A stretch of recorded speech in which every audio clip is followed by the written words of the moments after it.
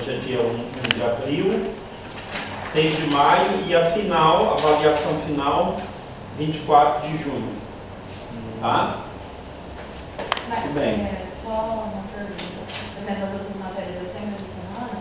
Vai ser essa semana? Provavelmente. Talvez fica a critério do professor, mas eu já dou a sugestão, né? Provavelmente cai tudo na mesma semana. Se eles seguirem o calendário, né? Acho que é dia 16, não. Matéria que agora? Matéria que agora? O doutrina 1. 16. Dia 16? É, 16 e 17. Ixi, mas não cai prova nesse período, não. Provavelmente não. Essa de teologia elementar. Fazer a Doutrinas 1, teologia elementar, tá bom? É a primeira. Nós paramos na página, ainda na página 2, tá?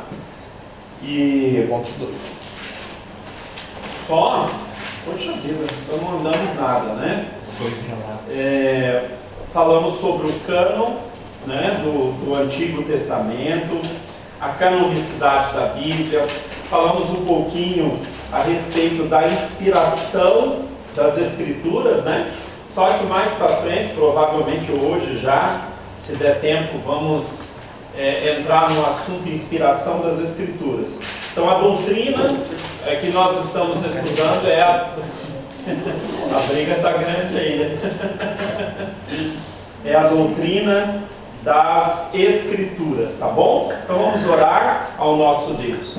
Obrigado, meu Pai, por essa noite, por esse momento, a oportunidade que nós temos de estudar a palavra do Senhor. Ser conosco nesse tempo que vamos passar aqui estudando em tudo, Senhor, toda a argumentação, toda a leitura, toda a observação ou pergunta for feita, né, nesta sala, seja debaixo da orientação do Senhor. Possamos aprender, fortalecendo as nossas vidas diante da Tua palavra, Senhor, e possamos ver a importância das Escrituras e a defender a fé que uma vez foi dada aos santos. Obrigado, Senhor, por esse momento. Te louvamos em nome de Jesus. Amém. Amém. Então vamos à chamada, Adriana.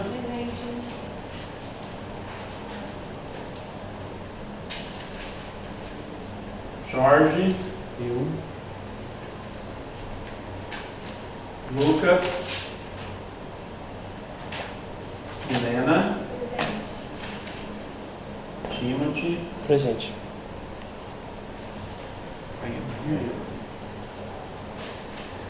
Eu vou precisar de vocês, que às vezes eu fico meio, eu acho que o Jorge me passou um e-mail já, um e-mail, né? Não sei se eu tenho, eu acho que não, mas o e-mail mais prático, né, que vocês têm, que vocês abram de vez em quando, acho que até podemos colocar numa folha em branco, e para que eu possa, na medida que as aulas elas vão seguindo, eu possa mandar, tá bom, material para vocês.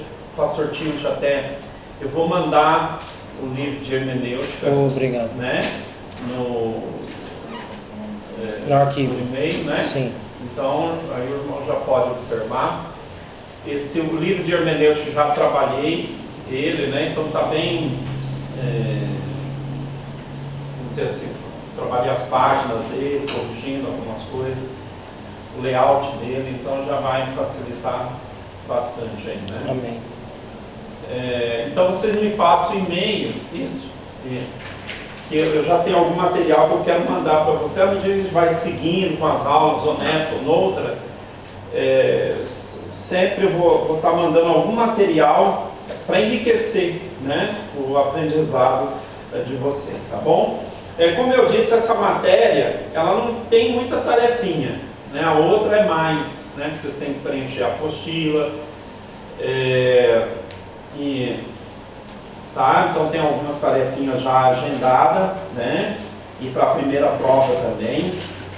Mas, ao mesmo tempo, a provinha é um pouquinho mais reforçada nessa aqui, né? Mas nada que seja tão preocupante não, né? dá para superar assim, ok? Bom, então, nós estamos falando aí na página 2.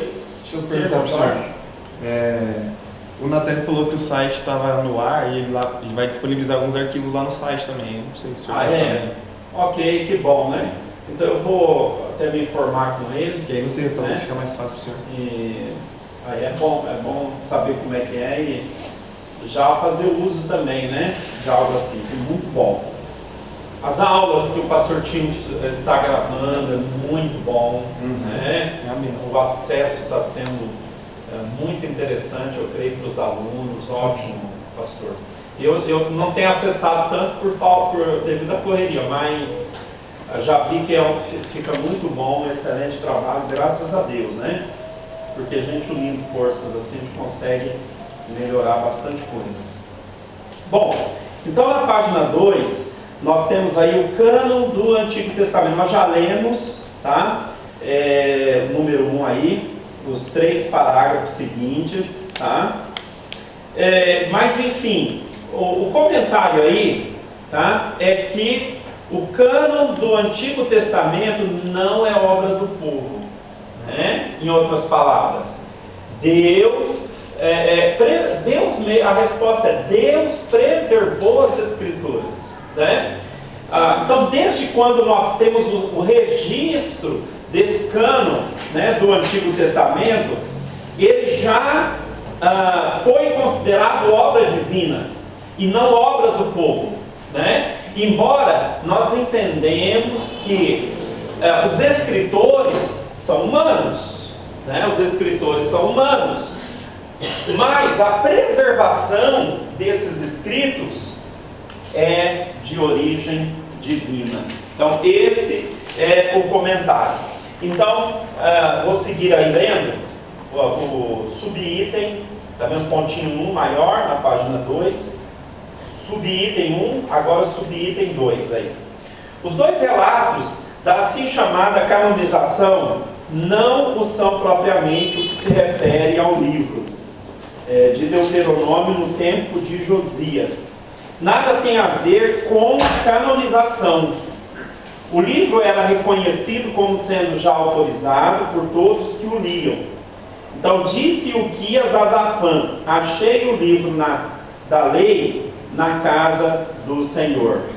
Zafã leu o livro diante do rei Josias, que imediatamente rasgou suas vestes e ordenou uma consulta ao Senhor a respeito das palavras do livro, dizendo: grande é o furor do Senhor que se acendeu contra nós, porquanto nossos pais não deram ouvidos à palavra deste livro, para fazerem segundo tudo quanto de nós está escrito. Josias ajuntou o povo e leu diante dele o livro. Semelhantemente, então aí um outro relato é Neemias 8, né? Mas o que ele está observando aqui? Embora esses livros, quando acharam o livro e houve toda uma, digamos assim, uma comoção em torno do achado do livro, um certo quebrantamento por parte do rei, mas o que nós vemos aí não é uma reunião de canonização. Nós achamos um livro, né, e nós vamos tornar esse livro sagrado. É o contrário, né? Eles acharam o livro que estava, de certa forma, perdido, né? Dá a entender que, embora tivesse a noção da palavra do Senhor, da importância da lei, das regras, da ação de Deus na história do seu povo, mas não tinham com tanta frequência, né? Porque os escritos não é como hoje, né? Nós temos a imprensa da Bíblia e nós podemos ter exemplares da Bíblia, né, de vários formatos. Também nem era assim, né? Nem era com folhas como nós temos hoje. Até estava observando, né, que alguns povos, como os chineses, a escrita é de cima para baixo, não é isso? Porque era natural que eles escrevessem assim, uma vez que a Bíblia ou qualquer escrito era um rolo, né? Então era natural que a pessoa, ao invés de ir para da esquerda para a direita, essa pessoa escrevesse de cima para baixo. Né? Então, o que nós temos são ouros. Alguns povos, então, desenvolveram essa escrita da esquerda para a direita, né? Mas, agora eu não vou chutar porque eu não separei esses dados, né?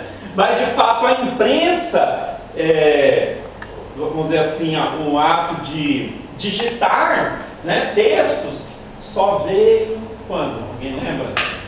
Aí, Coisa de industrial, né? Então, aí por volta de 1600, eu acho, né, que veio a primeira Bíblia. Na verdade, o primeiro livro impresso foi a Bíblia. Então, algo muito interessante, né?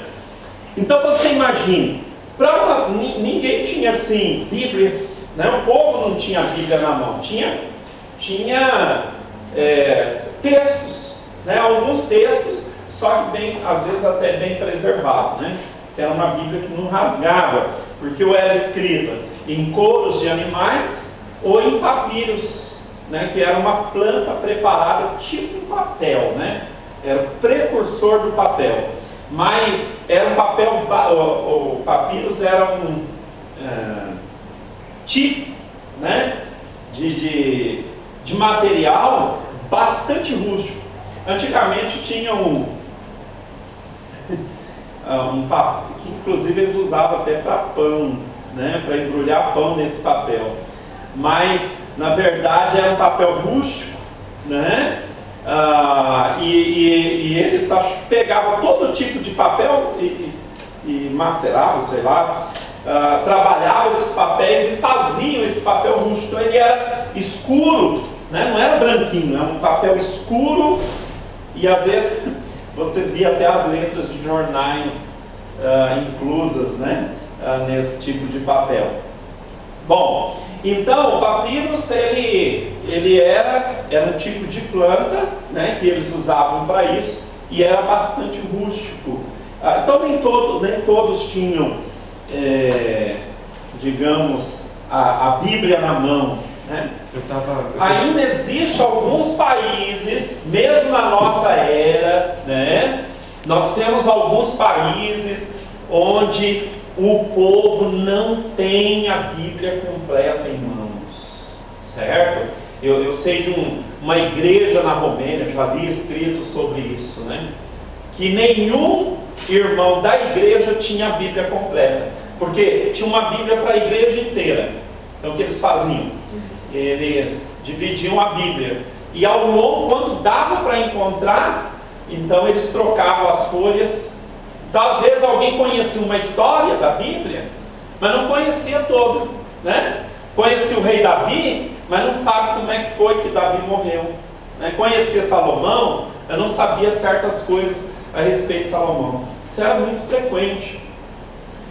Então, inclusive nesse relato, conta quando chegou a Bíblia para esses irmãos da Romênia. Irmãos, é uma coisa louca. Diz que quando o missionário entregou a Bíblia para o romeno, ele abraçou a Bíblia e abraçou mais de meia hora, abraçando, beijando e chorando em cima da Bíblia, porque ele nunca tinha um exemplar completo das Escrituras, né? E nós aqui, né, temos Bíblia de todos os tamanhos, podemos ter várias traduções, mas temos que lembrar que nem sempre foi assim, e até na história do povo de Deus, né? Como no caso aqui que nós estamos vendo de Ilquias, né?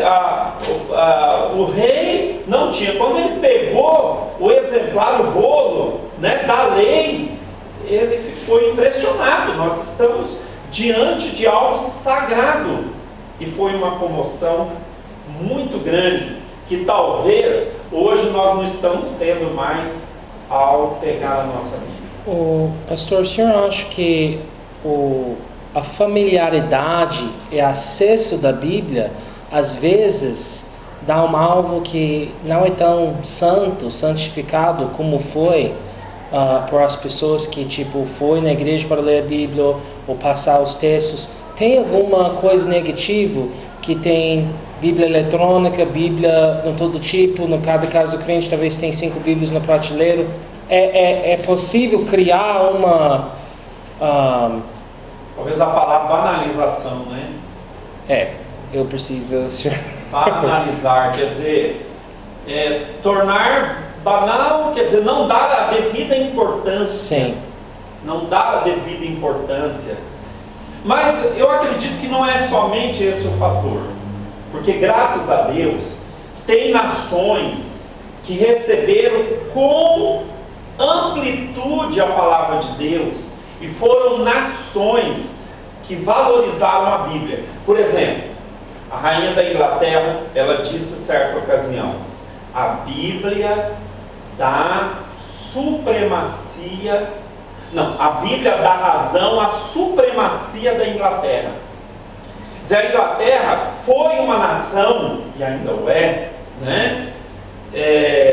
Cabeça entre povos. É uma nação privilegiada. Outra nação, os Estados Unidos.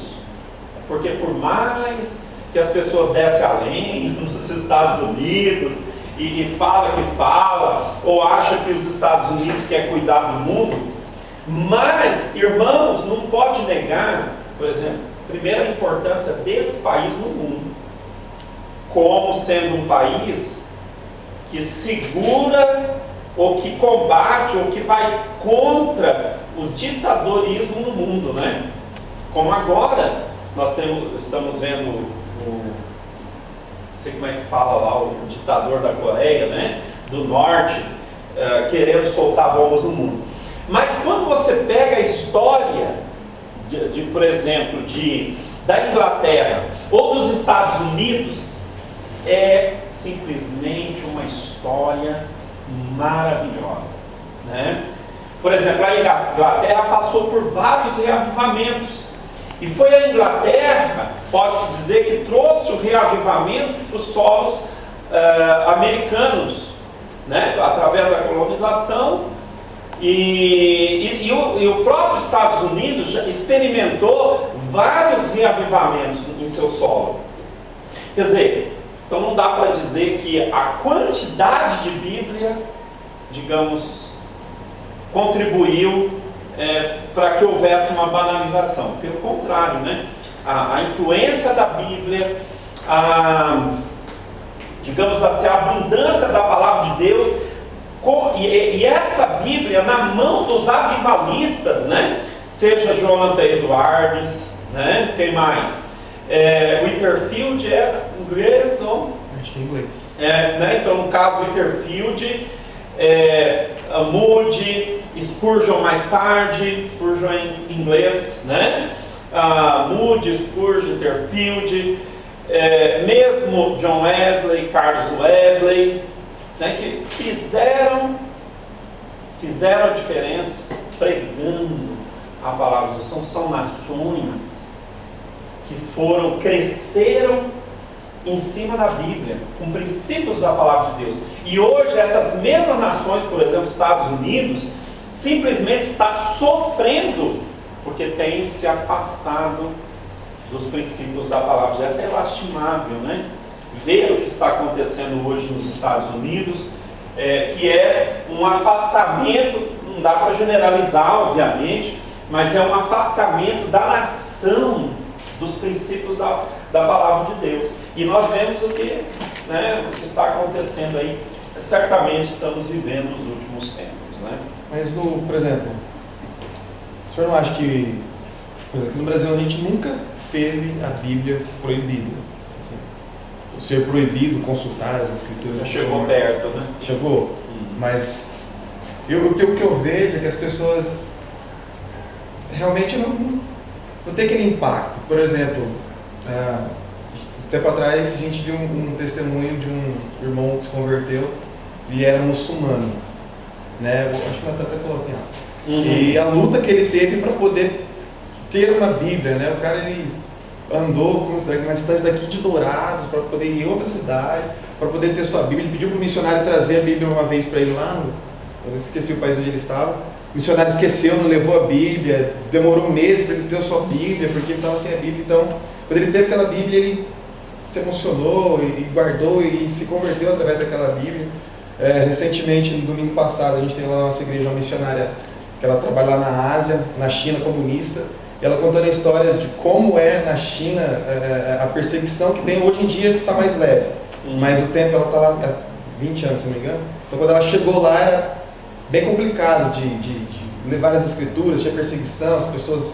Ela contou o testemunho de uma menina lá, de uma mulher que ajudava ela, foi torturada por 12 guardas, os 12 guardas acenderam cigarros e queimaram a língua da mulher, apagaram a língua da mulher, a mulher perdeu a fala, porque era para ela poder falar, de parar de pregar o evangelho. Então essas pessoas, quando elas têm o contato com as escrituras, é algo muito lindo, é algo muito genuíno, é a palavra de Deus, elas creem que aquilo é a palavra de Deus.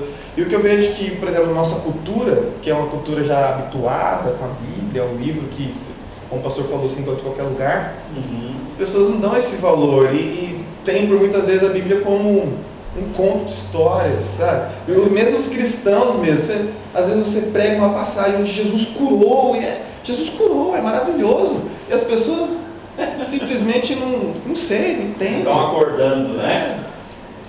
Mas corre o risco, né? Corre o risco. Mas eu acho que tem fatores históricos no Brasil, né? Tem muita coisa implícito na questão cultural do Brasil. Por exemplo, igrejas hoje, de maneira geral, não têm se convertido plenamente, por exemplo, do espiritismo ou do catolicismo. Na verdade, os evangélicos no Brasil, principalmente pentecostais ditos da terceira geração, que tem feito um sincretismo, né, da Bíblia com as crenças católicas ou espíritas. É o que nós estamos vendo, essa realidade no Brasil. Infelizmente, a igreja do Senhor não tem se despertado, né, para a realidade da perdição do brasileiro, se voltar. Quer dizer, nós precisamos ser mais biblicistas, precisamos entender, ser verdadeiros pesquisadores da Bíblia, porque a esperança, inclusive, da nossa nação. A nossa nação está perdida mesmo em todos os sentidos. E certamente até o que nós estamos presenciando no solo brasileiro é o resultado de um povo que não foi evangelizado. Tem um mundaréu de igrejas, mas um evangelho espúrio, aguado, liquidificado, misturado com crenças místicas, né? É um tipo de evangelho que está sendo explanado aí, mas é um evangelho místico, muito diferente da história nesses países aí que eu estou falando, Inglaterra e Estados Unidos. Porque no berço, essas nações foram evangelizadas de verdade. O evangelho foi pregado mesmo a essas nações, né? E o evangelho foi um evangelho bem centralizado. Não é o caso da nossa nação. Então, de fato, temos uma liberdade, né, de pregar a Bíblia, graças a Deus por isso. Mas, infelizmente, talvez porque nascemos nessa condição de uma não perseguição, é que não se valoriza o teor das Escrituras, como nesses países, né? Também, olha o diferencial. A perseguição numa nação, ela é uma coisa muito ruim. Você imagina um caso como esse que o Jorge contou. Pessoa ter um de seus membros cortados, ou ser morto, um membro da família morto, ter filhos arrancados, como Haladan Popov, né, que escreveu no seu livro, onde jogaram ele numa prisão, né, e ele foi isolado da família. O seu filho foi mandado para o governo comunista e ele foi jogado numa prisão comunista. A prisão era tão ruim que a maioria das pessoas tinha até uma estimativa de cada 10, 1 ou 2 saía vivo da prisão onde ele foi jogado, porque não tinha ar onde ele foi. Então as pessoas tinham que ficar pulando para tentar conseguir ar. Essa é a prisão que ele foi jogado. E o filho dele foi separado. Imagina uma situação dessa. Foi separado dele. Aí quando tiraram ele da prisão, ele tinha que negar a Cristo. Então o que fizeram foi uma tortura. A tortura consistia em aquecer o corpo dele e jogar dentro de uma geladeira. Depois tirava, dava um banho quente, jogava dentro de uma geladeira para congelar. Ele conseguiu a libertação dele com uma negociação dos Estados Unidos, que negociou, porque ele era acusado de espionagem, mas na verdade era só um pastor, né? Ele só era um pastor. Mas aí os Estados Unidos negociou a liberdade dele, levou ele para os Estados Unidos, mas ele escreveu livros, se tornou muito influente. Escreveu o livro Torturado por Amor a Cristo. Tá? Anos depois, ele conta que ainda quando ele abria uma geladeira, ele pensava 2, 3 vezes. Nossa. Porque as lembranças da tortura, né? Aí o filho dele estava por volta de 7 anos e por alguma razão eles permitiram que o filho visse ele na cadeia, né? Eles permitiram que o filho visse ele na cadeia. Foi quando, depois de anos, né, que ele viu o filho, ele começou a chorar e falou: filho, aceita Jesus como seu. Começou a chorar. Os guardas pegaram o filho, levaram, ele começou a gritar para o filho, chamava Ivan: aceita Jesus, aceita Jesus. E o filho já era comunista, porque foi doutrinado no comunismo. Mas as palavras do pai ficou na memória do filho. Mais tarde o filho dele aceitou a Cristo como Salvador. Aí colocaram, depois de muito, aí teve uma Bíblia, ele foi jogado numa prisão, onde tinha outras pessoas, mas o dia que achava, ele conta no livro, 2 caroços de feijão, ele agradecia a Deus, porque era uma bênção. Aí ele começou a pregar o Evangelho. Os guardas batiam nele, que deixava ele ficava semanas, vamos dizer assim, arrebentado. Mas como ele ganhou pessoas para Cristo dentro da prisão, olha que você vê o amor. Os amigos falaram: olha, Alan, você não consegue mais apanhar. Se você continuar assim, você vai morrer logo. Então eu vou fazer o seguinte: eu vou pregar no seu lugar, porque você está recuperando. Aí amigos dele começaram a pregar. Então ele conta que sempre tinha um bem mal se recuperando, um quase recuperado e um são que ia pregar para apanhar. Já sabia. Tinha até um acordo fixo. Os guardas diziam: vocês pregam e nós te batemos, né? Então já era o acordo. Os guardas deixavam pregar, não tinha como parar também, mas eles apanhavam. E aí ele começou a exercer seu ministério na prisão comunista. Mas que amor, né? Que amor pelo Evangelho. A perseguição é algo terrível, mas purifica a igreja. Não tem crente meio termo. Nesses países, na China, por exemplo, não creio que tenha crente morno lá. Ou é, ou não é.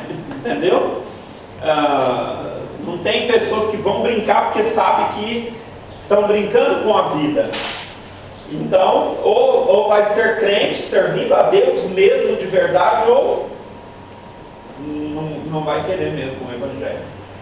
Só que é muito mais difícil ganhar uma alma nessa condição, mas quando ganha, você pode dizer que ganhou mesmo, né? Pastor, eu estava lendo aqui, a primeira Bíblia impressa foi no ano de 1450, escrita por Johann Gutenberg. Isso, Gutenberg. Ok, obrigado pela pesquisa. Exato, 1450. Primeiro livro impresso foi a Bíblia, né? 100 páginas. Exatamente. Então, muito interessante. Bom, então, o que nós vemos, né, no caso de de Reis aí, já é a Bíblia. Nós fomos longe, né? Nessa questão do valor das Escrituras. Mas o livro, a palavra de Deus, já era considerado sagrado. Em Neemias também, irmãos. Olha, até vamos ler essa passagem, porque é muito interessante. Neemias capítulo 8. Neemias capítulo 8. Irmãos, esse texto é simplesmente fantástico, né? Como que não era igreja aí, né? Porque a igreja não existia. Mas como que parece a igreja do Senhor, né? Nesses dias? Porque o povo estava lá, a Bíblia foi aberta, o sentido da Bíblia foi explicado, tinha até, a Bíblia diz, um púlpito de madeira. Muito interessante, né? Então, se você quiser dividir, né, o texto, eu até dividi aqui o capítulo. Primeira parte, o ajuntamento.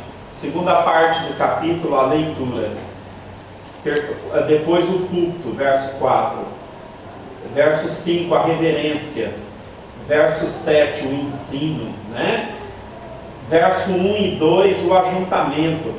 Vamos ver alguns textos aí, começando do verso 1, né? Porque é simplesmente interessante essa passagem. Quem quiser ler, pode ler, tá?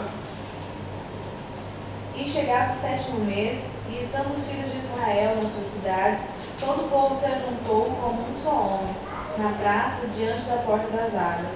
E disseram a Esdras, o escriba, que trouxesse o livro da lei de Moisés, que o Senhor tinha ordenado a Israel.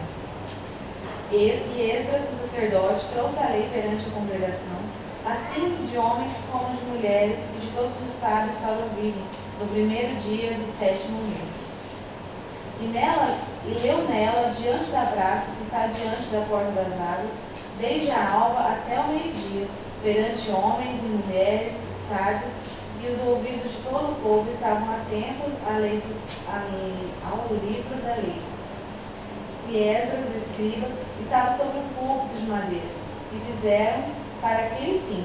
E estavam em pé junto a ele, a sua mão direita, Matitias e Sema, e Anaías, e Urias, e Ilquias, e Maazéias, e a sua mão esquerda, Pedaías, e Misael, e Malquias, e Asbum, e Asbadana, e Zacarias, e Mesulão. E Esdras abriu o livro perante os olhos de todo o povo, porque estavam acima de todo o povo, e, abrindo ele, todo o povo se pôs em pé.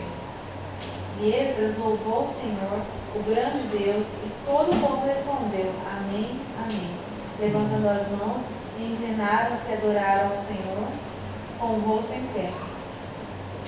Muito bem. Aí no verso 7. E Jesua, e Bani, e Serebias, e Janim, e Acub, e Sebetai, e Odias, e Maazéias, e Quelita, e Azarias, e Josabade, e Hanã, e Pelaías, e os levitas ensinavam o povo na lei, e o povo estava no seu posto. Então, que coisa maravilhosa, né? O ajuntamento do povo, que a Bíblia explica como um só homem, né? Da nação em peso, para ouvir a leitura da palavra de Deus.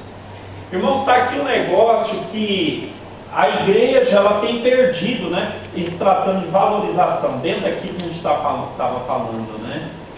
Que a igreja, o povo, não tem valorizado a Bíblia. Agora, uma prática muito comum na nação de Israel era a leitura pura e simples da Bíblia. Uma leitura corrente das Escrituras. E nós não temos feito isso. Né? E a pergunta que tem que se fazer é se os crentes eles têm lido a Bíblia em casa.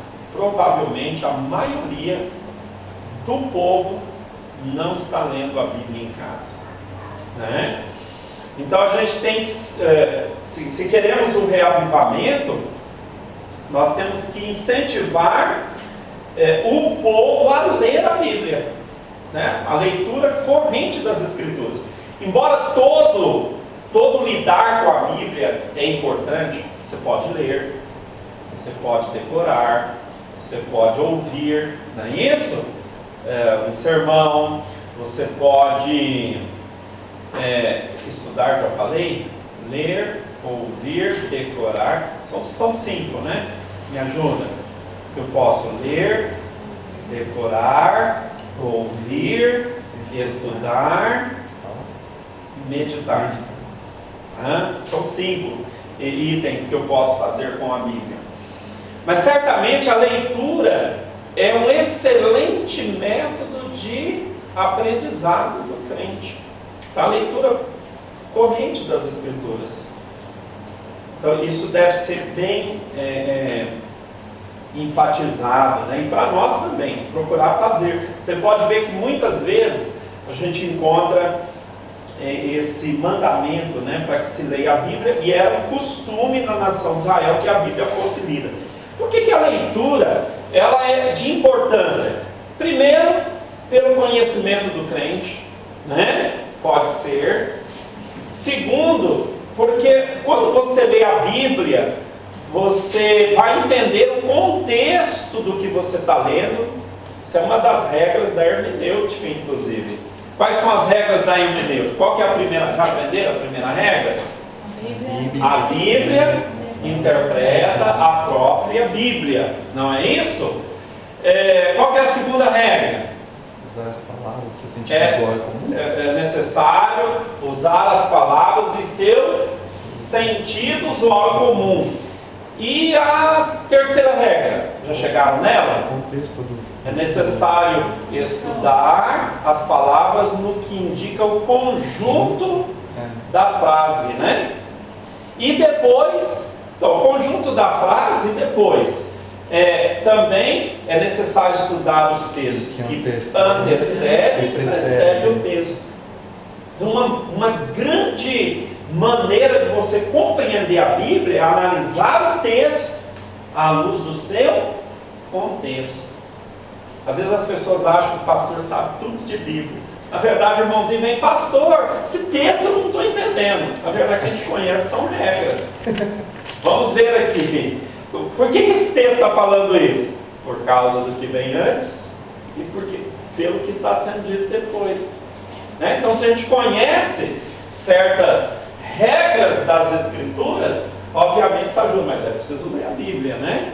Obviamente, uma leitura corrente vai te dar uma melhor compreensão. Então, uma das melhores, acho que estou sendo repetitivo, uma das melhores maneiras de se compreender as Escrituras é uma leitura corrente para entender o texto da seguinte maneira, no seu contexto. Isso você só pode entender o texto no seu contexto lendo, pegando um livro e lendo de ponta a ponta, né? Uma boa prática talvez é fazer o que o Tim LaHaye tem um livro, não sei se é de domínio público, mas está lá na internet, você pode achar. Tá bom? Tim LaHaye escreveu um livro intitulado Como Estudar a Bíblia Sozinho, tá? Excelente livro, tá? Se você quer aprender como estudar a Bíblia sozinho, de Tim LaHaye. Então, pura e simplesmente ele dá algumas dicas bem práticas de como você pode ler a Bíblia. Então, talvez você queira, se é a primeira vez que você vai fazer uma leitura bíblica, talvez o melhor é começar pelo Novo e não o Velho. Ok? Porque o Velho é um pouco mais difícil que o Novo. Ok? Ao invés de ler os 4 evangelhos, algumas dicas que ele dá lá, né? Ao invés de ler os 4 evangelhos, talvez o melhor seria ler Mateus e João. Isso num plano de leitura mais prático, né? Ler Mateus e João, e aí Atos e os demais livros, né? Uma outra prática muito boa, não se trata, e aí ler, ou se você quer ler o Velho Testamento e o Novo Testamento, quer ler a Bíblia toda num ano, você lê 2 capítulos do Velho, você não tem um plano. Se bem que você pode encontrar planos de leitura também, né, na internet, hoje é tudo tão prático. Mas se você não tem nenhum plano, você quer ler a Bíblia toda no ano, então você pode ler 2 capítulos do Velho Testamento e um no Novo. Cada dia, 3 capítulos, 2 no Velho e um no Novo. E no final de semana, domingo, você lê 4 capítulos. Quer dizer, acrescenta só mais um. Você vai ler a Bíblia toda durante o ano. Tá? Então, você pode fazer. E lá no TIM, ele dá uma dica assim: você quer aprender um livro, né? Uma boa, por que não pegar, por exemplo, Gálatas durante uma semana e ler Gálatas todos os dias durante aquela semana? Ao invés de ler, seguir em frente, esqueceu o que foi falado em Gálatas. Você pega o livro de Gálatas, né? Lê os quantos capítulos? São 6, né? 6 capítulos, né? Você lê todos os capítulos do livro de Gálatas, ou Efésios são 6, né? Gálatas são 6 também. Então você pega a segunda, lê Gálatas, terça-feira, lê o livro todo, porque são livros que dá para ler numa sentada. Quarta, lê a semana inteira, fazendo anotações. Então ele sugere lá no livro dele, você pode, se quer uma anotação bem prática da sua leitura bíblica, você pode, por exemplo, você pode pegar o livro e ele fala certinho, mas eu vou simplificar o que ele fala. Por exemplo, você pode fazer a leitura e encontrar uma ordem. Então, ordem. Uma ordem que está naquele capítulo. Uma promessa. Né? Promessa é aquilo que Deus está dizendo que vai fazer. Ou pode ser uma promessa do crente com Deus, também é promessa. Né? Então, anote uma ordem, anote uma promessa. Um princípio. Princípio não precisa ser necessariamente uma ordem ou uma promessa. Princípio é um ensino que vai te resguardar, vai proteger você de um perigo no futuro. Por exemplo, quando a Bíblia fala assim, que comunhão há entre a luz e as trevas, isso é uma ordem ou é uma promessa? É um princípio, não é isso? Princípio do quê? Que eu devo separar de tudo aquilo que é ruim, ou me resguardar daquilo que é errado, não é isso? Então, na sua leitura você pode achar uma ordem, uma promessa, um princípio. Em quarto lugar, você pode anotar o versículo que mais te chamou a atenção, né? Então, uma ordem, uma promessa, um princípio, o versículo que mais chamou a sua atenção, pode ser o melhor versículo, né? E 5, para fechar, como aplico isso na minha vida.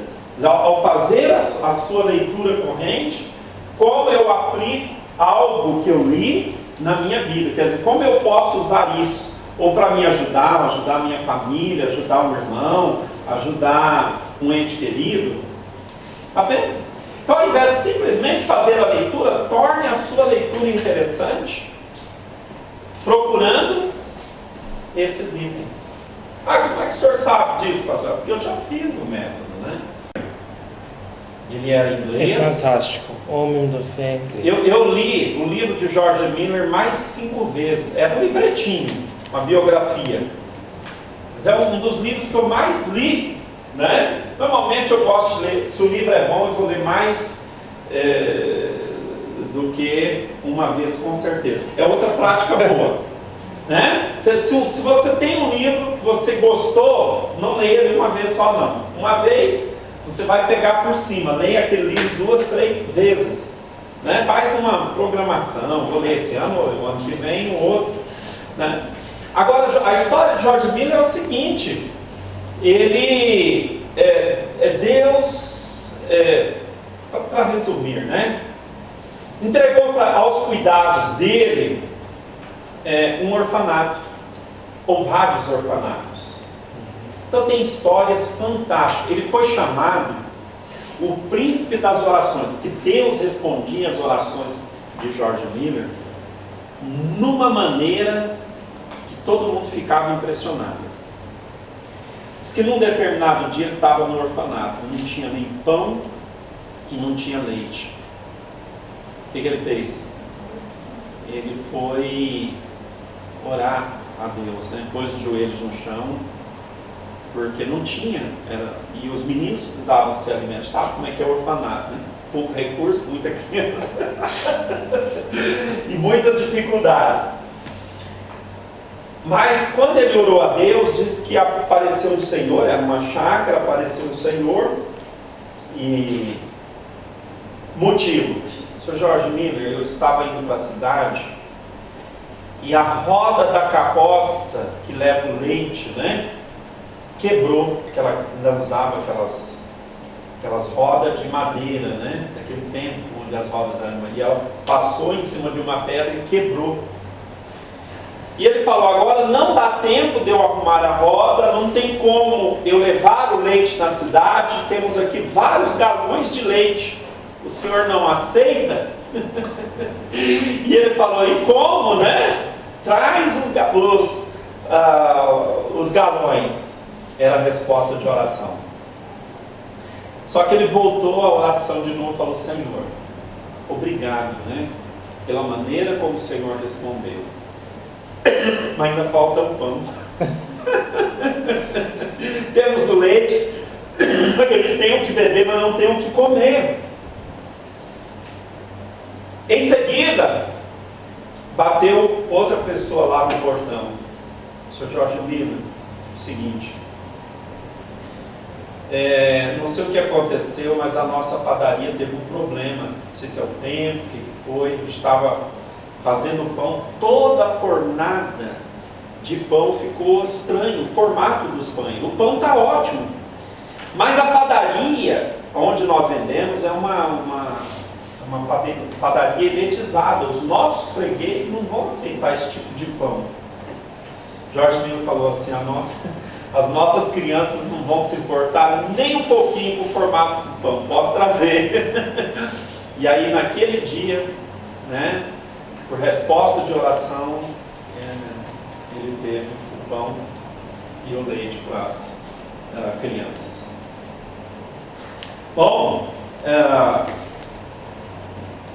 então Deus responde, às vezes, então, coisas assim que acontecia, né, com George Miller. Mas um dos segredos, ele lia a palavra de Deus. No fim da vida dele, ele já tinha lido a Bíblia mais de 100 vezes. Ele lia a Bíblia 4 vezes por ano. Que não é, eu já vi pessoas fazerem isso aqui na igreja mesmo. Temos pessoas que já fizeram isso. George Miller tinha por prática ler a Bíblia 4 vezes por ano. Então, no final da vida dele, ele tinha lido a Bíblia mais de 100 vezes já.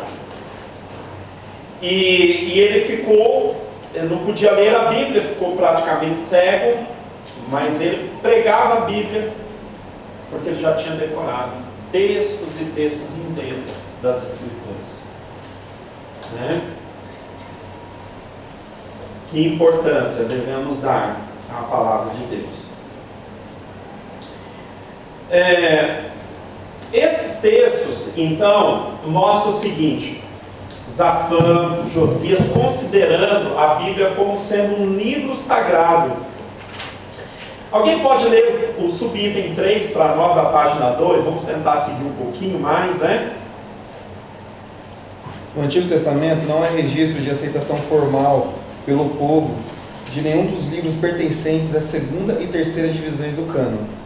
Não obstante, esses livros eram evidentemente considerados canônicos. Fosse imprescindível a aceitação pelo povo ou o endosso oficial pelos escribas para a canonização dos livros, o registro de tal ato seria uma parte importante de cada livro, ou pelo menos de cada divisão do cânon.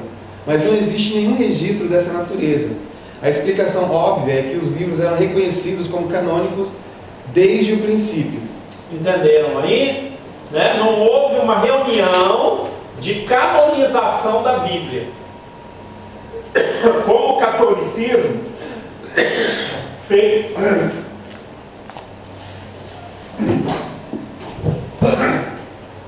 Só um momentinho.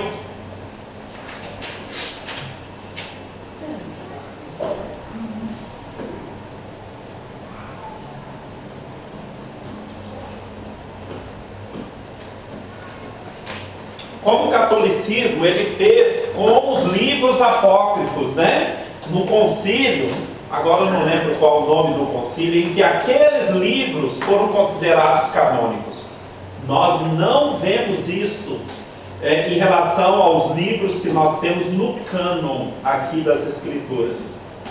Tá? Então vamos ver a canonização e o seu aval na lei. Está vendo aí? Ponto 1, a lei, o aval do cânon na lei. Ou seja, pode colocar aí no Velho Testamento, né? Propriamente dito. Vamos ver então, continuando. A lei. A aceitação é mostrada pelo lugar recebido no templo, tábuas da lei preservadas na Arca da Aliança. Virei-me e desci do monte e pus as tábuas na arca que eu fizera, e ali estão como o Senhor me ordenou. Livro da lei conservado pelos levitas ao lado da arca. Tendo Moisés acabado de escrever integralmente as palavras dessa lei no livro, deu ordem aos levitas que levaram a arca da aliança do Senhor, dizendo: tomai este livro da lei e ponde-o ao lado da arca da aliança do Senhor vosso Deus, para que ali esteja por testemunha contra ti.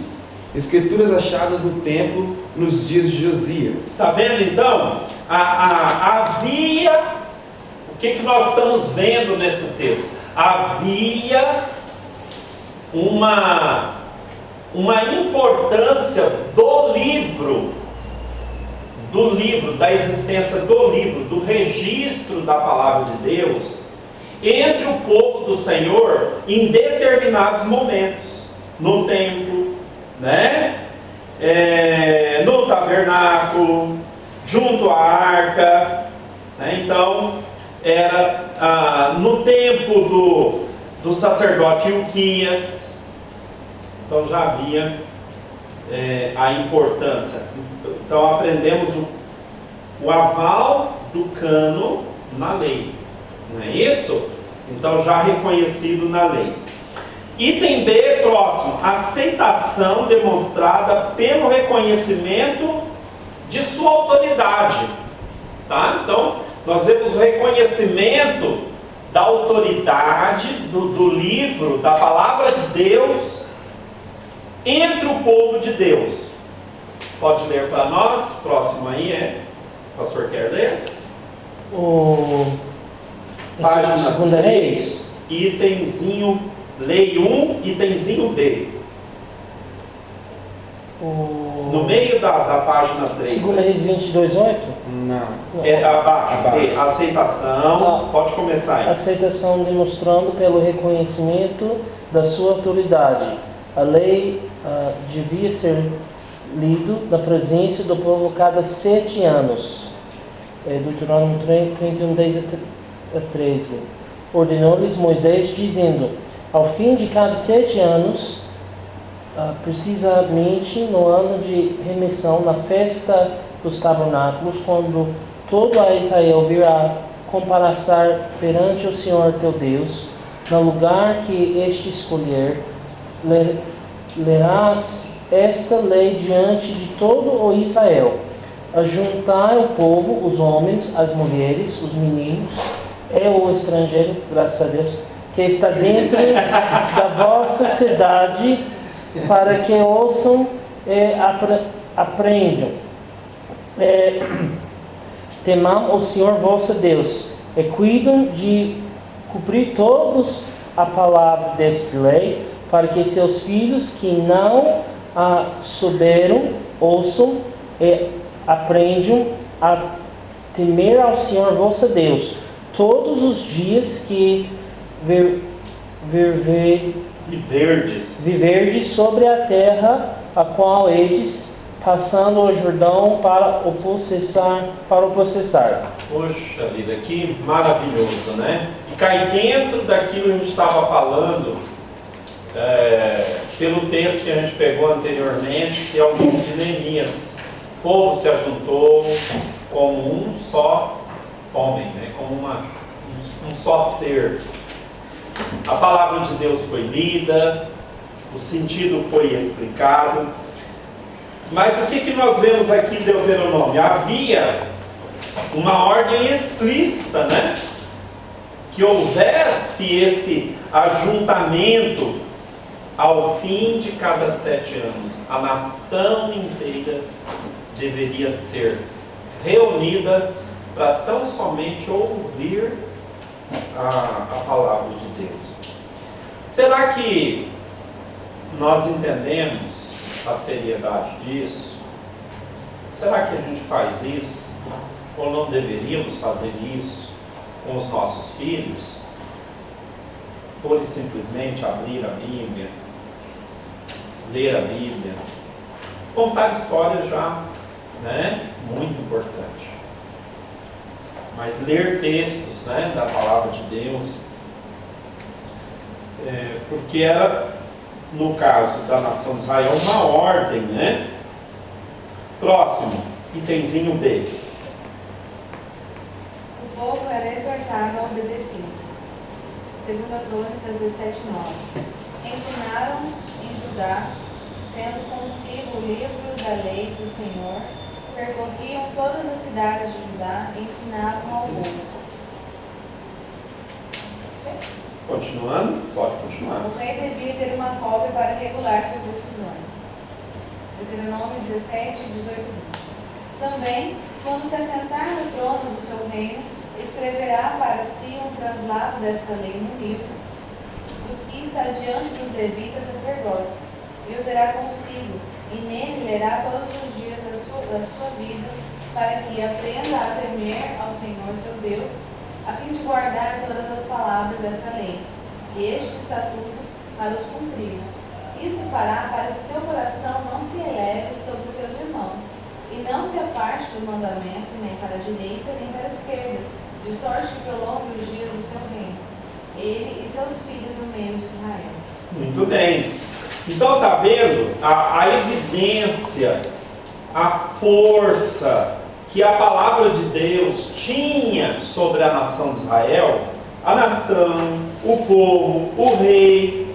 Nós vemos no item D, Josué, né? Foi dado para Josué a ordem: não cesses de falar deste livro da lei, antes medita nele dia e noite, para que tenhas cuidado de fazer segundo a tudo quanto nele está escrito. Então farás prosperar o teu caminho e serás bem-sucedido. Josué deveria ler, né? Foi dada essa ordem para ele. Item E, na página 4. Era a base, eu não vou ler os textos na íntegra, tá? Vocês são textos que os irmãos já conhecem também. Era a base do julgamento divino dos reis. Item F. O cativeiro de Israel e Judá foi motivado pela desobediência às Escrituras.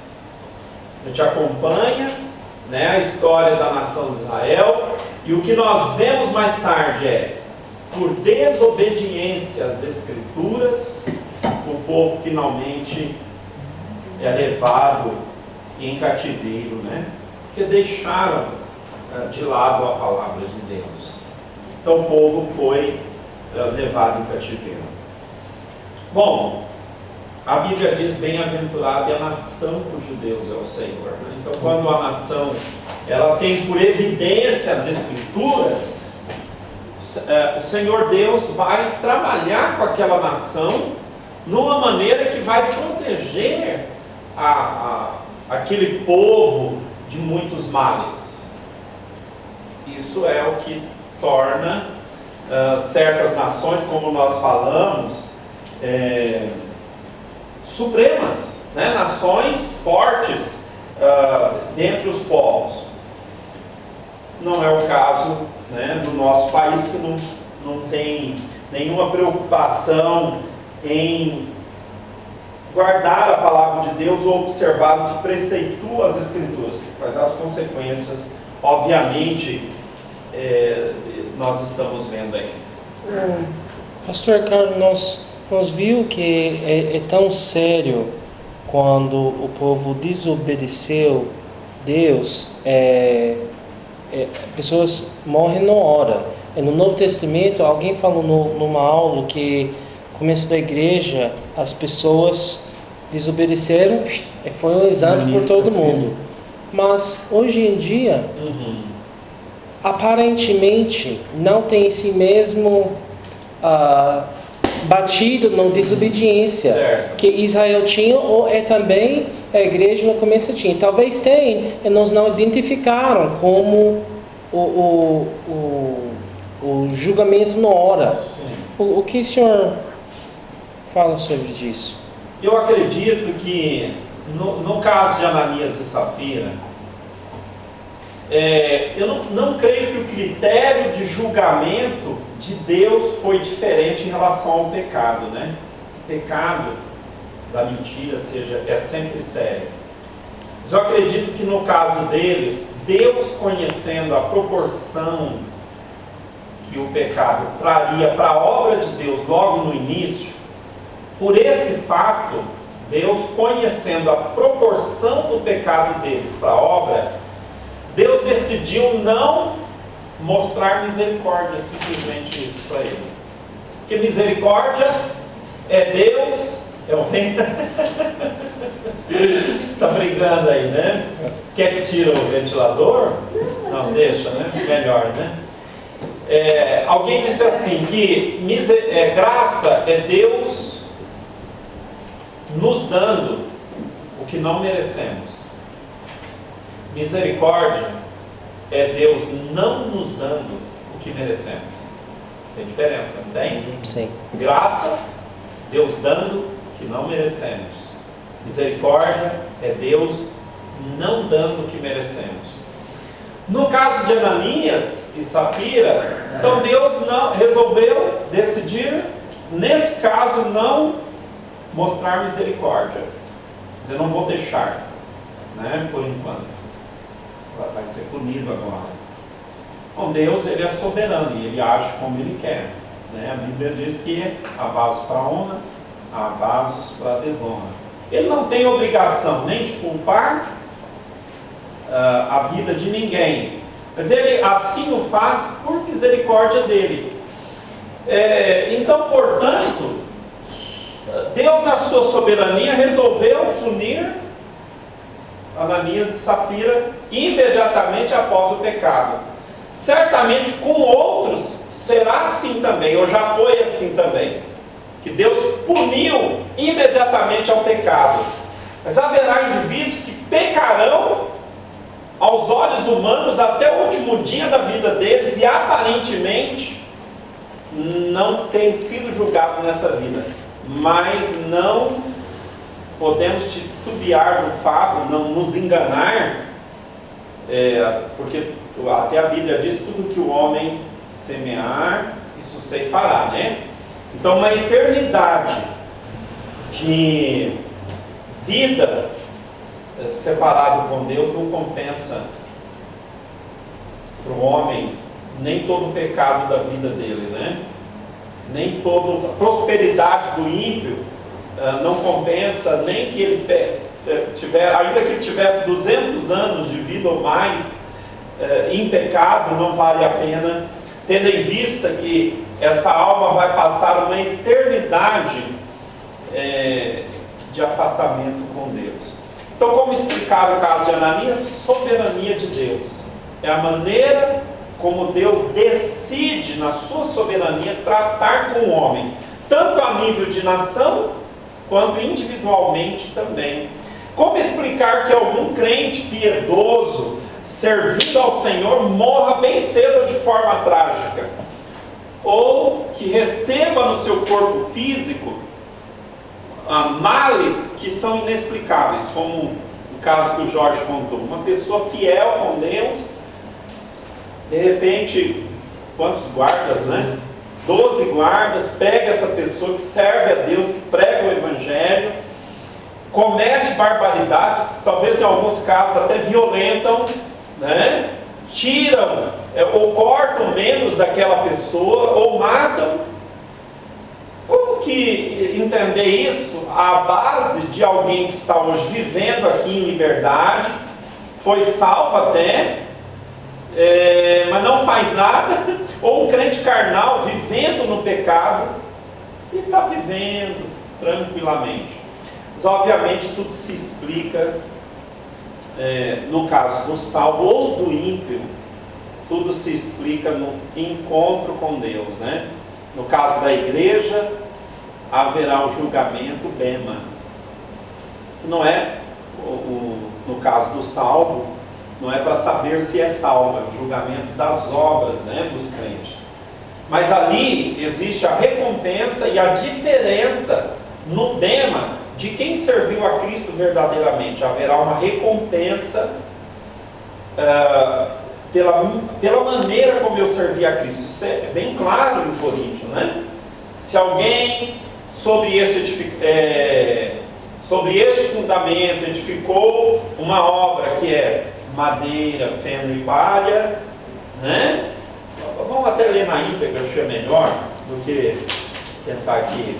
Bema na sigla, professor? Oi? Bema na sigla? Não entendi. Bema. Bema é um tipo de tribunal, né?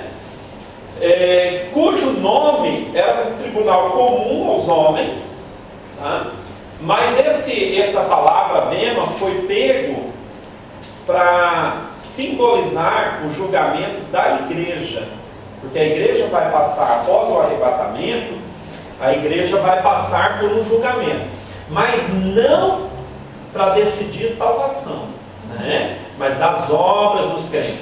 Então, nesse dia haverá diferença, né? Sobre aquilo que eu fiz para Cristo, a maneira como eu servi a Cristo. Olha aí o capítulo 3 de 1 Coríntios. Deixa eu ver aqui. Amém. 1 Coríntios capítulo 3, verso 10, né? Segundo a graça de Deus que me foi dada, pus eu como sábio arquiteto o fundamento, e outro edifica sobre ele, mas veja cada um como edifica sobre ele. Porque ninguém pode pôr outro fundamento além do que já está posto, o qual é Jesus Cristo. Então, se põe outro fundamento, nem salvo é. Não é isso? Mas olha o que ele diz no verso 12. E se alguém, então está falando de quem? Salvos, né? Se alguém sobre este fundamento formar um edifício de ouro, prata, pedras preciosas, madeira, feno e palha. Então nós temos quantos itens mencionados aí? 6 itens. Mas, portanto, nós temos 2 tipos de lista nesses 6 itens mencionados, não é? Poderíamos classificar como 6 itens? Quem vai passar o fogo, quem vai permanecer. Mas se eu tivesse que separar esses 6 materiais, eu poderia classificar como? Bons e ruins, por exemplo, né? Materiais bons e materiais ruins, ou materiais perecíveis e não perecíveis. Porque olha o que o texto diz: 3 desses materiais suportam fogo, e 3 não. 3 desses materiais, quando passa pelo fogo, purifica. Os outros 3 se deteriora.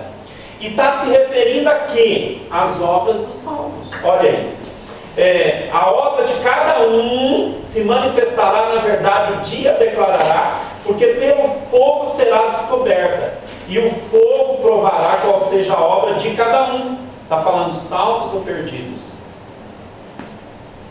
Salvos. Então esse fogo não é fogo do inferno, juízo. Está falando da igreja de Cristo num tribunal chamado Bema. Olha aí, verso 14: se a obra que alguém edificou nessa parte permanecer, esse receberá galardão. A obra, não é? Se a obra que alguém se queimar, a obra, né? Se a obra de alguém se queimar, sofrerá detrimento. Mas o tal, o que acontece com ele? Será salvo, todavia, como pelo fogo. Então, esse texto está falando do julgamento para a igreja, num local chamado Bema, provavelmente após a Bíblia não, vamos dizer assim, provavelmente após o arrebatamento da igreja, provavelmente no período tribulacional, enquanto acontece a tribulação na terra, a igreja foi arrebatada e ela vai passar por esse tribunal, que vai ser uma análise, o texto diz, das minhas obras. Não é isso? Então, voltando à questão lá atrás. Embora a salvação é pela fé e é pela graça, nada mude isso, mas a minha premiação e recompensa na glória será baseada naquilo que eu fiz, na forma como eu fiz para Deus. Não é isso? Então, Ananias e Safira eram salvos? Salvos em Cristo? Pode até ser. Mas mentiram, foram punidos. Certamente vão perder galardões por isso, né? Por essa mentira. Se eram perdidos, bom, então eles não vão entrar nessa classificação, não vão no Bema, né? Então aí tem o julgamento dos perdidos. No caso do julgamento, se o julgamento das obras da igreja é após o arrebatamento da igreja, quando seria o julgamento dos ímpios? Após o final da tribulação. Seria? Tem que fechar a conta. O julgamento dos ímpios não vai ser depois de 1000 anos do Cristo? Que o menino que está na terra? Seria? Eu tenho que ser, eu acho que sim. Tá nesse tempo. Porque nós vamos voltar para julgar. Porque vai ter os ímpios. Depois do milênio. Depois do milênio. Sim. Seria? Porque vai ter os ímpios no milênio. Nós estamos na aula escatológica, né? Mas realmente seria o julgamento dos perdidos após o milênio. Está aqui, né? A igreja vai consultar no branco. Então seria, em outras palavras, seria isso aqui, né? Nós temos da cruz de Cristo em diante a época da igreja. Essa época vai terminar, a época da graça, né? Com o arrebatamento da igreja, ou também é chamado de rapto. Quando a igreja for raptada e levada para a glória, então vai começar o período chamado a grande tribulação, né? A grande tribulação, profeticamente, ela está dividida em quantas partes? 3,5. Oi? 3 anos e meio, 3 anos e meio. Sempre desse jeito, né? A grande tribulação. Só que aí, né, no final da tribulação, Cristo volta com a igreja. Essa volta é chamada de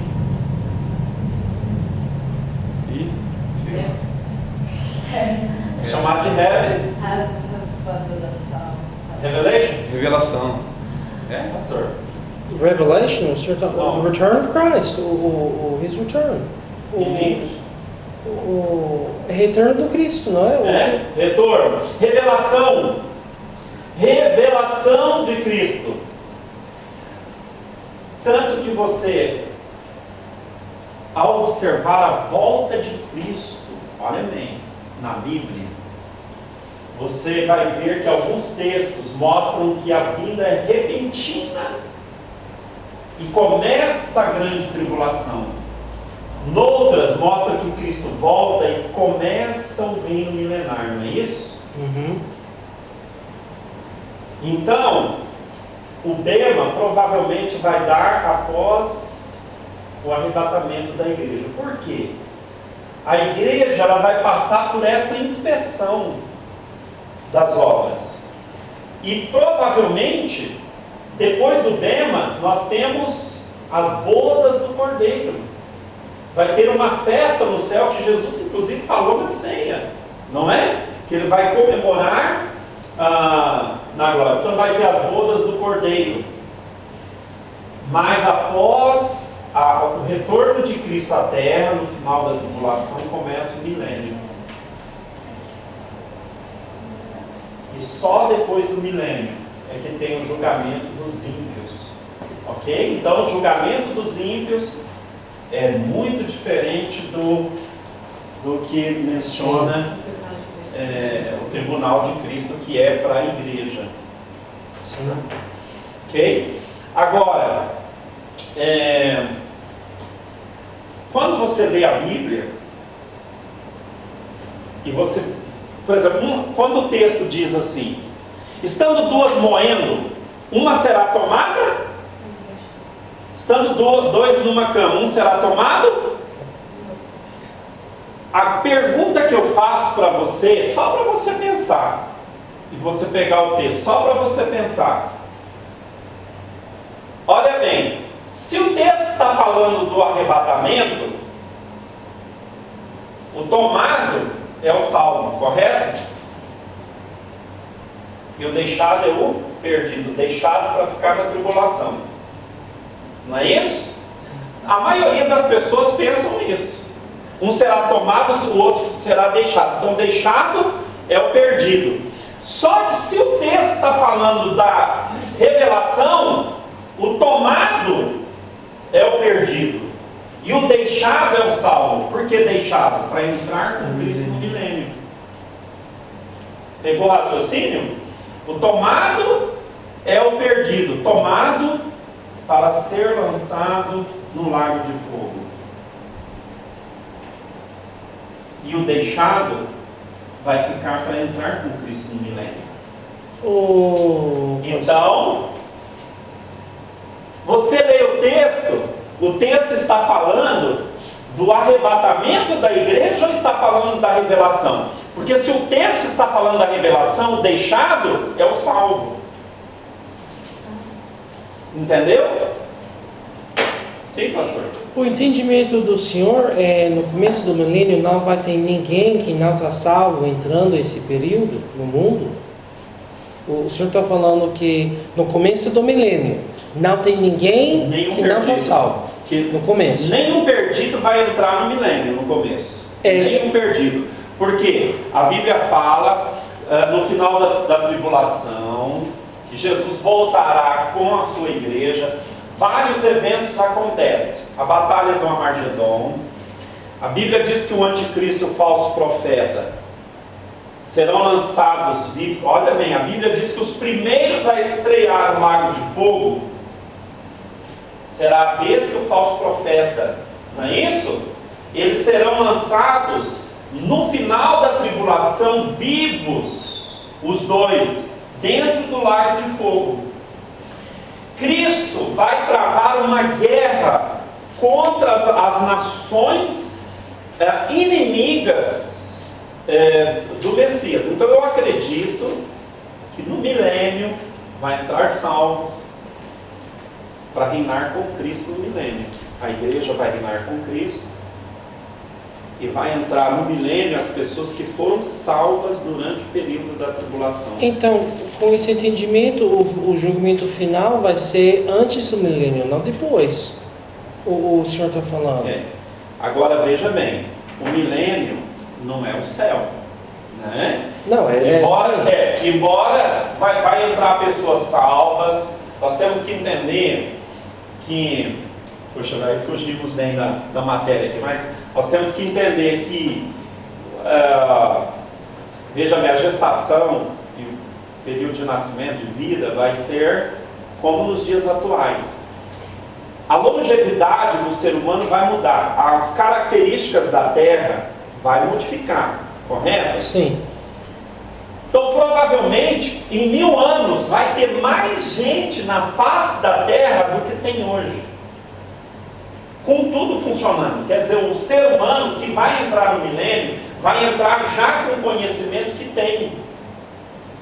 Não é isso? Sim. Então a tecnologia será muito mais avançada, o desenvolvimento será...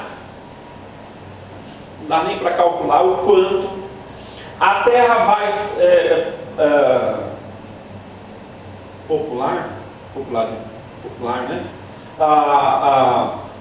Rapidamente, porque o índice de mortalidade ou de criminalidade será basicamente zero. Cristo vai reinar em Jerusalém, não é isso que a Bíblia diz? Sim. Então, mas tem que entender que o milênio não é o céu. Então a Bíblia diz que no final do milênio vai ter um povo chamado Gog e Magog, que vai causar uma revolta. Satanás será solto no final do milênio, por um pouco de tempo. Ele vai causar uma revolta no final do milênio, mas imediatamente Deus põe fim a essa revolta. E aí então, após esse incidente, no final do milênio, é que haverá novos céus e nova terra. Então eu diria, o milênio, será possível pecar? Será. Né? A Bíblia dá detalhes, alguns detalhes e regras, porque diz que Cristo vai reinar em Jerusalém com vara de ferro, vai ter regras para os povos, inclusive subir em Jerusalém e prestar adoração em Jerusalém. Algumas coisas, inclusive, será bem semelhante à lei, mas não é a lei, é o milênio. Né? Então, então a Terra vai ter todo esse desenvolvimento. Terminado o milênio é que nós teremos o julgamento dos ímpios. O que diz lá em Apocalipse 21? Deu o mar, os mortos que nele havia, e a morte, pode avisar? Deu o mar, os mortos que nele havia, e a morte a morte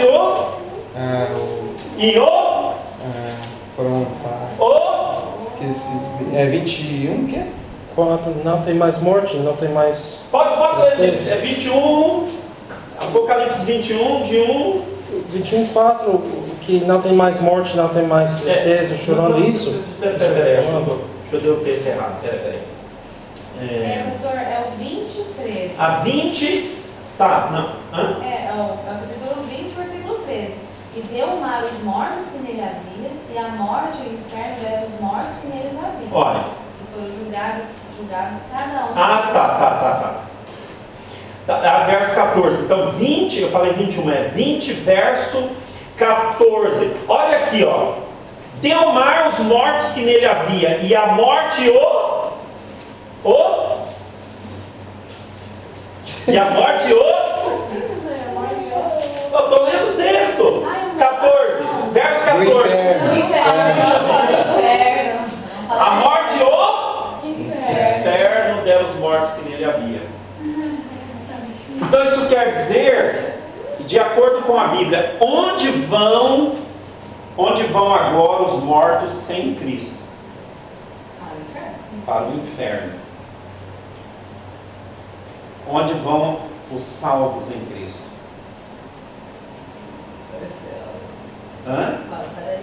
Ficar.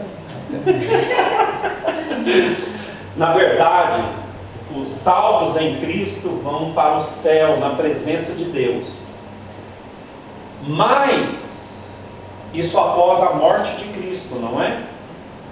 Ok, pastor? Está acompanhando o raciocínio? Acho que sim. Opa, saí da gravação. Após a morte de Cristo, é possível alguém morrer e ir imediatamente na presença de Deus. Mas no Velho Testamento, as almas dos crentes iam para um lugar chamado paraíso. Não é? Bom, Paulo diz assim, acho que em Filipenses, em Coríntios também, né? De ambos os lados estou em aperto, tendo desejo de partir e estar com Cristo, porque isso é ainda muito melhor. Não foi o que Paulo falou? Sim. Sim. Então isso quer dizer que o salvo em Cristo, na época da igreja, quando morre, ele vai imediatamente à presença de Deus, que é o céu. Não é? Então logo o salvo morre e vai. A alma vai na presença de Deus. No Velho Testamento, as almas dos salvos iam para um lugar chamado Abraham's bosom. Hades. Né? Por que, irmãos?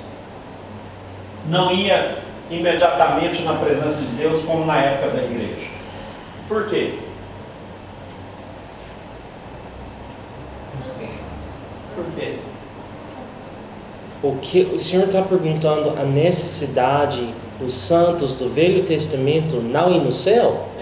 É ir no lugar de segurar as pessoas? Um lugar chamado paraíso. Por quê? Uhum. Que não ia, como Paulo falou, quando salvo, vamos usar o tempo do recreio para a gente terminar esse raciocínio.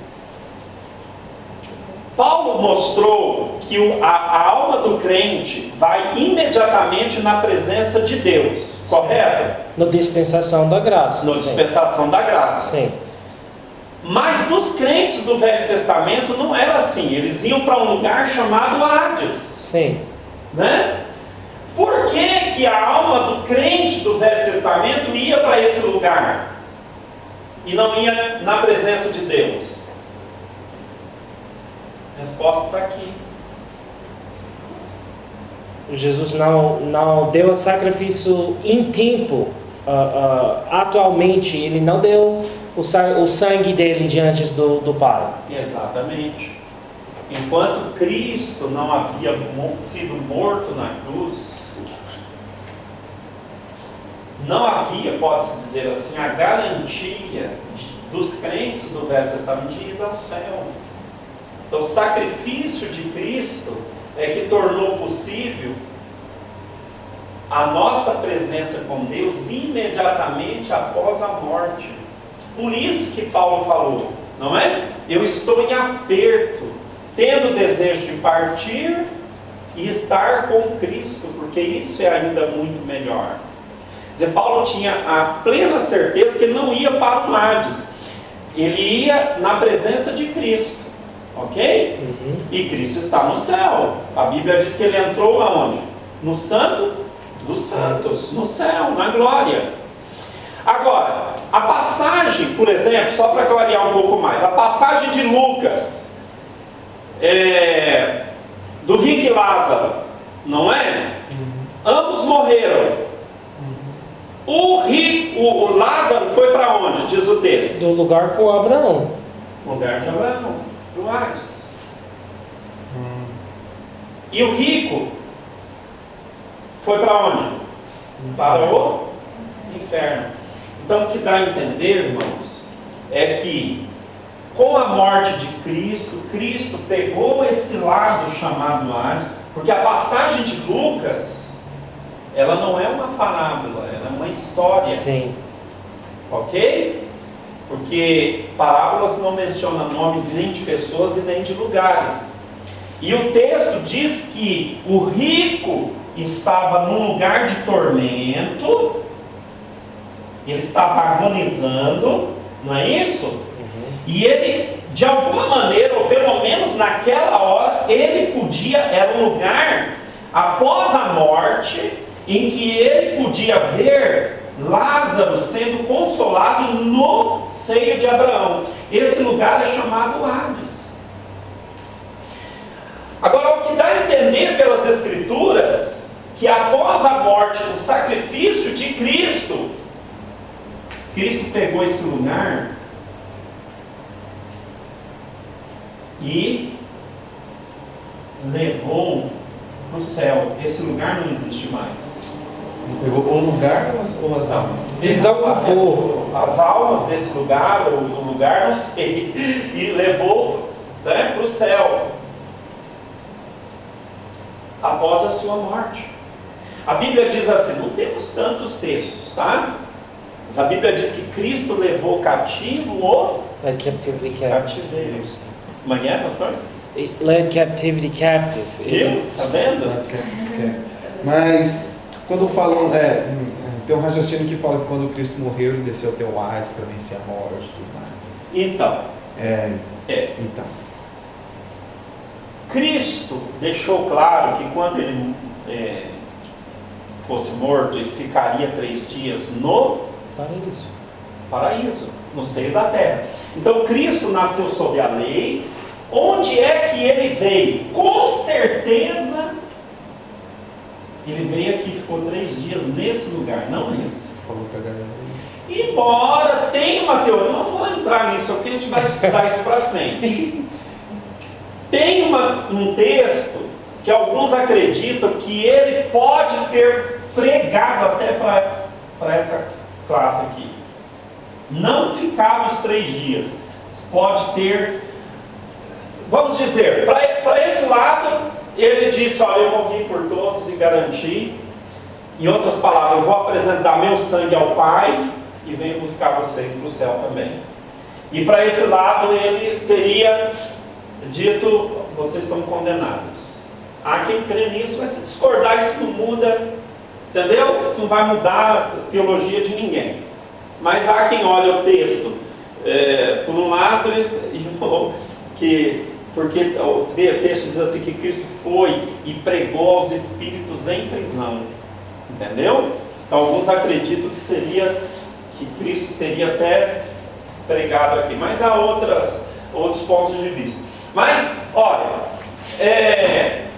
Cristo, ele pagou o preço, essa parte ele levou. Paulo mostra mais tarde que o salvo em Cristo vai imediatamente na presença de Deus, na época da igreja, mas em Apocalipse, ao que dá a entender, esse lugar permanece.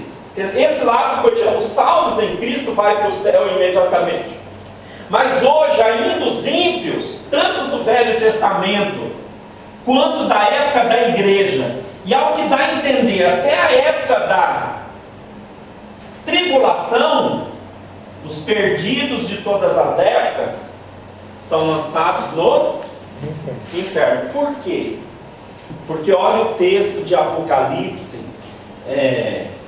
veja o texto de Apocalipse 20, verso 13, 14 e 15. Olha o que diz o texto aí. E o inferno. Pode ler para nós, quem achou? Apocalipse 20, 13. Deu o mar os mortos que nele havia, ok? O mar dá o quê? Que morto que está lá no mar? Os mortos que não conhecem Deus, que não estão salvos. Dejetos. Alguém que caiu, só que não falou terra, porque colocou o mar. Mas poderia falar, deu a terra os mortos que nele havia, deu o mar também, deu o homem que estava lá na lua, entendeu? Só que Deus escolheu usar a palavra mar para abranger. Deu o mar os mortos. Então o mar deu o que? Corpo físico. Aí está falando, irmãos, de um tipo de ressurreição. A gente fala sempre da ressurreição da igreja, mas aí está falando da ressurreição dos perdidos. Vai ter uma ressurreição para eles. Sim. Né? Então deu o mar os mortos. Poderia colocar os corpos, né? Os dejetos que nele havia. E a morte, continuando. E o inferno. Deu os mortos que nele havia. Aí, o que o texto diz? Então a morte e o inferno foram lançados para dentro do lago de fogo. Então houve um julgamento, em outras palavras. Depois desse julgamento, no trono branco, após o milênio, o que não foi achado escrito no livro da vida foi lançado no lago de fogo. Quer dizer que o inferno não é um lugar permanente. Um dia, após o milênio, haverá o trono branco, as almas serão julgadas e definitivamente lançadas no lago de fogo. Esse texto de Apocalipse, deu o mar os mortos que nele havia, e a morte e o inferno deram. Isso é 1000 anos depois que, olha bem, Isso daí é 1000 anos depois que a besta e o falso profeta já estrearam no lago de fogo. Que está... Porque olha, irmãos, como que é maravilhosa a palavra de Deus e a doutrina escatológica e o pré-milenismo. Porque no pré-milenismo, você não muda a Bíblia. Você simplesmente aceita a Bíblia como ela está. Porque você pega a Bíblia aí comigo, olha aí. Abre comigo, no capítulo 20 para você ver. Né? Dentro disso tudo que eu falei para você, sem mudar exatamente nessa ordem, olha. Você abre o capítulo 16 de Apocalipse, está comigo? É fácil de perceber, na verdade, até desde o capítulo, a partir do capítulo, deixa eu só, a partir do capítulo 6, melhor dizendo, começa a grande tribulação. Jamais, do capítulo 6 até o capítulo 18, do capítulo 6 ao capítulo 18 do livro de Apocalipse, está falando do quê? Desse período de 7 anos. Certo? Do capítulo 6 de Apocalipse até o capítulo 18, na verdade está falando da grande tribulação. E como que eu sei disso? Por exemplo, pega o capítulo 16 aí. Qual que é o título da sua Bíblia? O julgamento das taças, a primeira taça, úlceras malignas. Ok? É claramente o período tribulacional ainda. Não é isso? O capítulo 17 está falando do quê? A queda de Babilônia, a visão da grande prostituição da vida. Queda da grande Babilônia, uma igreja que vai se levantar falsa, imoral, hipócrita, porca, imunda, que vai cair na grande tribulação. Bom, então, está falando da grande tribulação.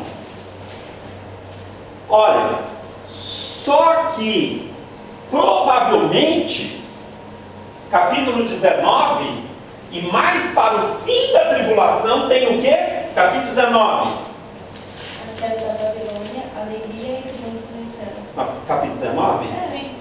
A segunda vida de Cristo e as proclamações. Tá.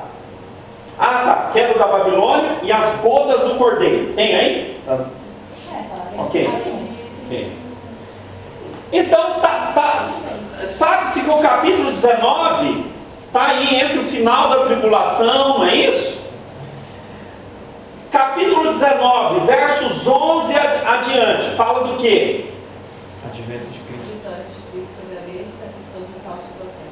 Isso aí é o que? A Revelação. revelação de Cristo. É o final da grande tribulação. Capítulo 19, versos 11 em diante. Está falando da revelação de Cristo. Os detalhes dessa revelação. Após a revelação de Cristo, ou na revelação de Cristo, olha aí, está vendo como é que a Bíblia já está em ordem? A visão pré-milenista. Observe o verso. Alguém pode ler? Apocalipse 19, versos 19 a 21. Isso na revelação. Quando Cristo estiver voltando, vários acontecimentos que é chamado do Amargedon. Observe o que vai acontecer. Versos 19 a 21. E vi a besta e os reis da terra com os seus exércitos congregados para pelejarem contra aquele que estava montado no cavalo e contra o seu exército. Mas a besta foi aprisionada e com ela o falso profeta, com os sinais feitos diante dela, seduziu aqueles que receberam a marca da besta e eram os adoradores da sua imagem. Os dois foram lançados vivos dentro do lago do fogo que arde como enxofre. Os restantes foram mortos com a espada que saía da boca daquele que estava montado no cavalo, e todas as aves se fartaram das suas carnes. Puxa vida.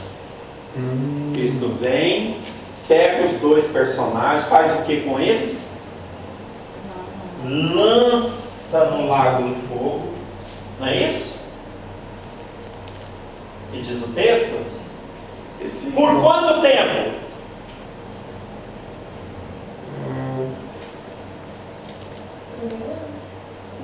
Um milênio depois, sim. Bom, é para Por todo sempre, né? A partir daí, né? Mas a gente sabe que após a revelação começa o milênio, porque inclusive na sequência acontece algumas coisas. Satanás, capítulo 20, o que é? O milênio, Satanás é preso. Por 1000 anos. Santos. Os 1000 anos em que Satanás está amarrado, verso 4, Apocalipse 24. Enviou-os de tronos e assentaram-se sobre eles aqueles a quem foi dado o poder de julgar, e vi as almas daqueles que foram degolados pelo testemunho de Jesus e pela palavra de Deus, e que não adoraram a besta nem a sua imagem, e não receberam sinal na testa nem na mão, e viveram e reinaram com Cristo durante 1000 anos. Maravilha. Isso diz tudo, irmãos. Os exatos 1000 anos que Satanás é preso são os exatos 1000 anos que diz que o povo de Deus vai reinar com Cristo. Por que 1000 anos? Porque não vai acabar a história aí? Não, é porque é um período de tempo definido em que vai acontecer algo. Que na verdade, milênio é uma dispensação. É o que o texto está dizendo. Então, os exatos 1000 anos que Cristo está reinando, que a Bíblia diz que Ele reina, são os exatos 1000 anos em que o povo de Deus vai reinar com Cristo, e os 1000 anos em que Satanás está amarrado, você já falou, né? Entende? Observe, Apocalipse 27. O que fala aí? E acabando-se os 1000 anos, Satanás será solto da sua prisão. E sairá enganar as nações, é isso? Sairá enganar as nações. Acabando-se esses 1000 anos, por alguma razão Deus permite a soltura de Satanás, ele sai e engana as nações. Então, ponto de vista pré-milenista bem explanado. Mas fugimos da nossa matéria hoje, né? Mas eu não queria deixar vocês com dúvida, né? Coisa que é tremendo com a dispensação, o entendimento que toda dispensação mostram a necessidade do Salvador. O Deus está trabalhando com as pessoas, quando Satanás está aqui, quando não está aqui, quando tem Jesus reinando, quando Jesus está no céu, sempre é insuficiente para o homem, tem salvação com ele, precisa o Salvador. Amém. Glória a Deus. É incrível. Né? Sério. Né? Olha, tem muita coisa sobre o milênio que é de arrepiar. O povo não entende. Até para os alunos, quando não sei se o Jorge já pegou algumas aulas, quando a gente começa a abrir o jogo sobre o que é o milênio, o povo até assusta, mas porque não entende, às vezes não sabe diferenciar o céu do paraíso, do milênio e do novo céu e nova terra. Entende? São coisas distintas. E outra ainda, a Nova Jerusalém, o povo não sabe diferenciar. São coisas distintas. Tudo bem, do mesmo Deus, com as mesmas bênçãos. Mas a Nova Jerusalém é uma cidade que vai descer do céu e pairar sobre a terra. Alguns acreditam que é no milênio, outros acreditam que é após o milênio. Ok? Vai vir. Vai vir. Entendeu? São estudiosos pré-milenistas que acreditam assim. Isso não vai mudar a sua visão pré-milenista. Mas o céu é a habitação onde Deus está agora e aonde o salvo vai. O paraíso não existe mais, né? Porque Cristo levou cativo o cativeiro. O milênio É o reinado de Cristo na terra, mas é um reinado com vara de ferro, irmãos. Embora eu creia que vai entrar somente salvos, até por causa dessa revelação, por causa da revelação de Cristo, vai entrar somente salvos, mas vai nascer pessoas e alguém vai decidir não querer o reinado de Cristo no milênio. Que até tem texto na Bíblia que fala assim: aquele que não quiser subir a Jerusalém, Cristo vai mandar um juízo, que nem vai chover naquela terra. Então, entende? As pessoas que serão passíveis de pecado só serão somente as que nascerem nesse período? As que entrarem não pecarão? É isso que eu entendi. Os que entrarem são seres humanos. Simplesmente vão entrar com Cristo. Isso. Olha, qual a dificuldade? Você já viu na Bíblia seres humanos e seres espirituais estarem juntos? Por exemplo. Pode ser as aparições dos anjos, ou não? Sim. Pode. Olha, Abraão esteve perto do Senhor, do anjo do Senhor, não é? Não teve convivência nenhum período. Filho de Deus, né? Jesus não sentou com os discípulos, comeu com eles. Qual a dificuldade de um ser espiritual conviver com um ser humano? Mas a maior razão, uma das maiores razões dos amilenistas e os pós-milenistas negarem o milênio é por isso, né? Mas eu nem vou entrar nessa questão do pós-milenista, porque é uma parafernália, é uma bagunça. Para eles não existe milênio, tá? Esquece milênio. Para esse sistema, às vezes eles dizem assim, ó, nós estamos na época, pura e simplesmente, aí eu não ia mostrar, né? Aqui está a igreja, o pós-milenista ele pensa assim, ó, a igreja, o mundo vai melhorando, melhorando, melhorando, melhorando, aí Cristo volta. Pronto, novos céus e nova terra. Misericórdia. Entendeu? Então, tanto que esse sistema, o pós-milenista, esse sistema entrou em decadência. Por quê? Ao olhar para o mundo, as coisas só pioram. Mas eles creem que tudo vai melhorar tanto que um dia Jesus volta. É o pensamento deles. Aí que vem, o que é o milênio para eles? Para uns, o milênio começou no ano 300. Para outros, no ano 500. Para outros, vai ser daqui para frente. O milênio já... Para alguns, nós já estamos no milênio. Pra você ter uma ideia. E aí, o que eles fazem com o texto? Os textos da Bíblia. Aí faz aquela salada. Não é bem assim, não é bem assado. Já o amilenista, ele diz, não tem milênio. Tudo é no céu, né? Então, o que nós temos? Para o amilenista, tem a cruz. Não vai ter uma melhora no mundo, mas o milênio é algo celestial. Entendeu? Então milênio está lá no céu. E na terra só confusão. Então, mas para muitos não existirá nem milênio nem tribulação. A tribulação já é agora. Que tribulação, segundo a teoria deles, é o que a igreja está passando já nos dias de hoje.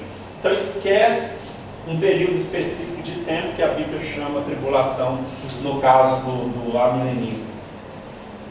Né? Amém? Amém. Esse versículo 21 do capítulo 19 de Apocalipse, que fala: os restantes foram mortos com a espada que saía da boca daquele que estava montado no cavalo, e todas as aves se fartaram das suas carnes. Faz alusão ao Lucas, não é? Quando o senhor perguntou para nós, Lucas está falando de quem? Está falando do rapto ou da revelação? Está vendo? Da revelação, daí. Então, o que o texto está dizendo, vai ter morte, a luta de Cristo. Cristo não diz que a igreja vai lutar, a igreja com certeza vem com Cristo. Mas não encontro nenhum texto que fala que a igreja vai lutar. Mas o texto é claro em dizer que quando Jesus voltar na revelação, vai sair espadas da boca dele. Creio que a autoridade, o poder da fala de Cristo destruindo tanques de guerra, armas atômicas, desse período. Vai ter tanta gente em Israel nesse período, né? Tanta gente, que a guerra vai ser uma guerra sangrenta, porque nos profetas diz que Cristo vai pisar os povos como se pisa num lagar, nas uvas, para macetar. Então vai ter corpos mortos, que é uma coisa assim incalculável. Vai levar 2 meses, por isso que dá uma conta, não vou nem entrar nesse ponto. Vai precisar de 2 meses para queimar as armas dessa guerra, entendeu? Então, ao que dá a entender, entre a revelação e até o milênio, quando a gente faz as contas, tem um espaçozinho de 2 meses aqui, antes de começar o milênio, que é quando Cristo vence essa batalha. Então vai precisar de um período para as aves comerem as carnes dos homens, e para os povos juntar as armas e queimar antes da entrada no milênio. É o que dá a entender pela Bíblia. Curiosamente, esse lugar do Amargedon, hoje na face da terra, diz que é o lugar que mais existe aves, rapina, né? Abutres, corvos de toda espécie. São uma coisa horrenda a quantidade de aves de rapina que tem. Isso eu vi num canal, não era evangélico não. Eu tinha ouvido falar, sempre vi as pessoas e nunca tinha. Um dia, um próprio documentário, eles mostrando a quantidade de aves que hoje existe nesse lugar, uma coisa incrível, no que a Bíblia chama de Amargedon. Então a Bíblia é precisa, a palavra de Deus ela é precisa. Amém? Acabou nosso tempo, 10 minutinhos. Começando a falar hoje.